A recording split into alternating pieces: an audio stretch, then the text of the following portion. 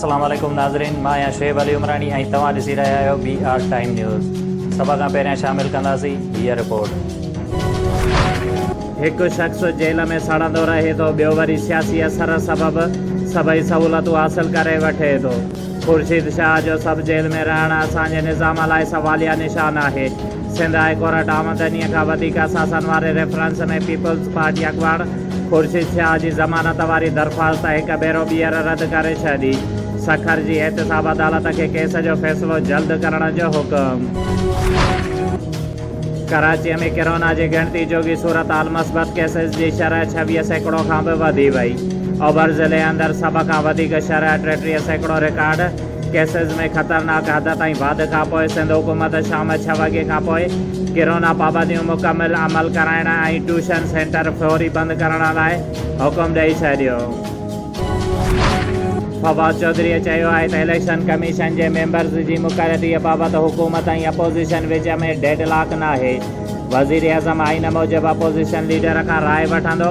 Tweet कंदे फवाद चौधरीअ चयो आहे त हुकूमत चूंड सुधारनि ऐं नेब कानून ते रखियल दिलि सां अॻिते वधणु चाहे थी।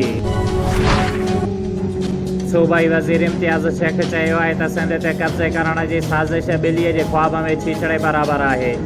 वज़ीर आज़म सिंध जे चूंडियल हुकूमत ख़िलाफ़ हलियल कारतूस जमा करे रहियो आहे। हुन चयो त पीपल्स पार्टीअ जो अॻियों हदफ़ मुल्क ऐं क़ौम खे PTI मां छुटकारो ॾियारणु आहे। अॻूणे सदर आसिफ अली ज़रदारीअ जी न्यूयॉर्क में मिल्कियत बाबति केस में ज़मानत वारी दरख़्वास्त ते ॿुधणी सुभाणे थींदी। आसिफ ज़रदारी इस्लामाबाद हाई कोर्ट में हाज़िरीअ खां आजो करण जी दरख़्वास्त जमा कराए छॾी।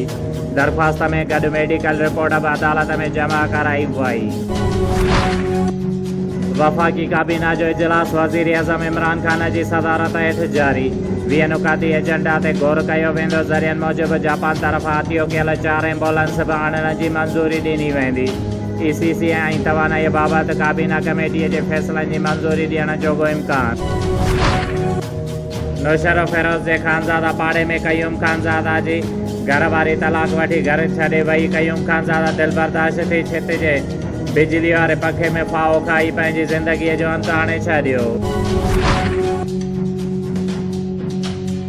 क़बाइली अॻुवाण मोहम्मद इक़बाल सियापात जे वालिद वफ़ात ते बलोचिस्तान क़बाइली शख़्सियत मुत्तहिदा खारान पैनल सरबराह हाजी परवेज़ सियापात रिंद, सीनियर अॻुवाण हाजी फैसल सियापात, क़बाइली रहनुमा नेक मोहम्मद उमरानी, इशफाक अहमद सासोली, एडवोकेट शहबाज इस्करी, मीर फरीद बुज़ेंजो, मीर इनायतुल्ला उमरानी तज़ियत कई।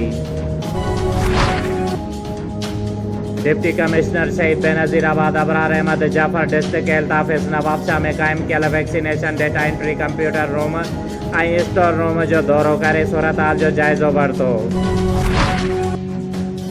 ACP Zafar Siddiqui DSP office में प्रेस कॉन्फ्रेंस कंदे चयो त 10 जुलाई ते मोबाइल मार्केट जे हिकु दुकान में चोर खाटर हणी 10 अदद मोबाइल चोरी करे फ़रार थी विया हुया, जंहिंजी ॻोल्हा जारी हुई। राति जांच मुकमल करे ॿिनि जवाबदारनि गुलाम मुस्तफ़ा जतोई ऐं शाहिद जतोईअ खे खुफ़िया इत्तलाउनि ते गिरफ़्तार करे माल बरामद कयो आहे।